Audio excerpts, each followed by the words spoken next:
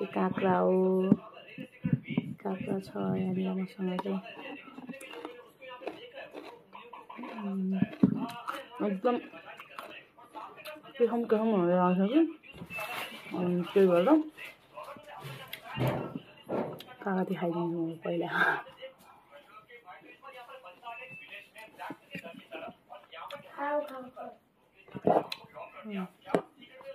देवी पछाडि बसेर खाऊ खाऊ खाऊ भन्दै बसिरहेको खाएँ।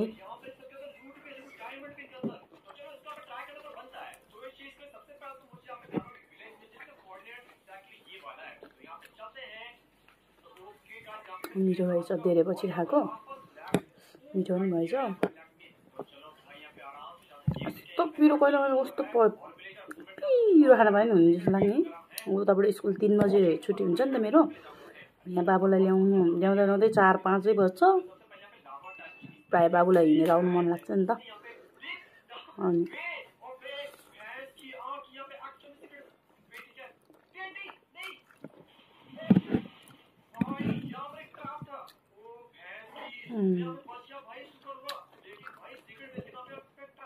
काम गरिसकेपछि खानुको मजै छुट्टै हुन्छ है। अरूहरू चाहिँ यसो घरमा बसेपछि मोबाइल हेऱ्यो, दुःख लाग्यो है। बल्ल काममा जानु थाले।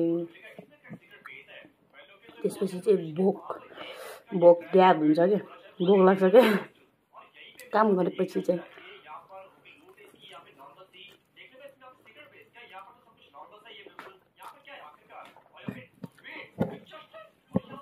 यहाँ चाहिँ मैले करेन्ट चौचामा चाहिँ सुरुमा चाहिँ यहाँनिर मसरुम पनि उसिनेको थिएँ क्या।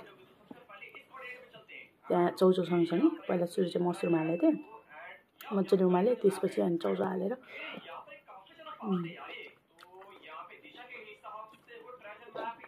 मसरुम हालेर ट्राई गर्नु होइन। कस्तो जुसी हुन्छ नि, एकदम मिठो हुन्छ, जुसिलो टाइपको हुन्छ। झन् थोरै नुन हालिदिनुपर्छ।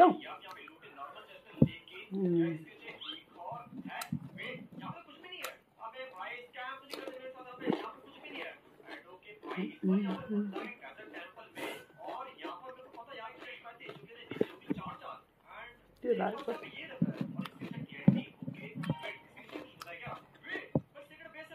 तागि चाहिँ मलाई यसरी नै बोकासँगै खानु मन लाग्छ क्या।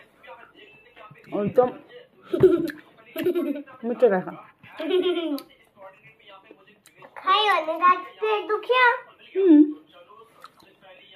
पेट दुख्छ अरे खायो भने नदी। तिमी पनि तर खाऊ न। छोरो चाहिँ पाउडर खाँदैछ, म चाहिँ यो खाँदैछ।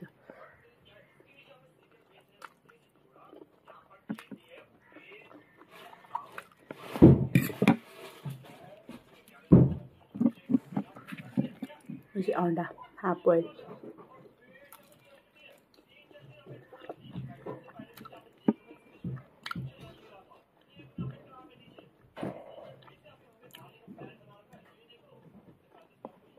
मिठो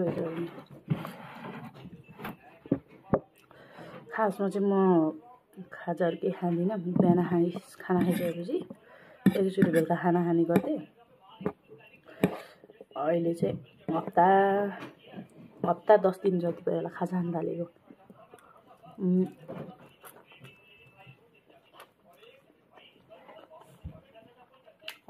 थोरै मैले क्लिपहरू हाल्थेँ क्या। अस्ति नै गाउँ पनि गएँ, गाउँको पनि त्यो ऐसेलहरू खाएको त्यस्तै भिडियोहरू अलिअलि हालेको थिएँ नि। त्यही भएर आज पनि बनाइदिउँ न भनेर चाहिँ बनाइदिएको। अनि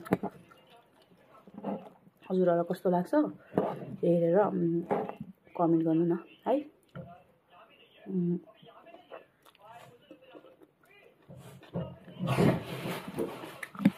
के कस्तो लाग्छ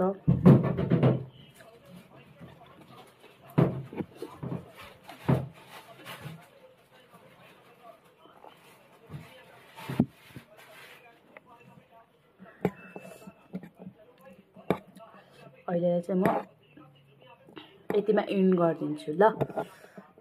अब यति धेरै खाएर उयो गरेर मलाई त्यस्तो हुँदैन, आफ्नो ठिक्क जति हो त्यति लिएर अब सक्ने थोरै मात्रै पाइन्छ, अलिअलि चाहिँ बन्द गरिदिन्छु म। हुन्छ गाइज, बाई बाई।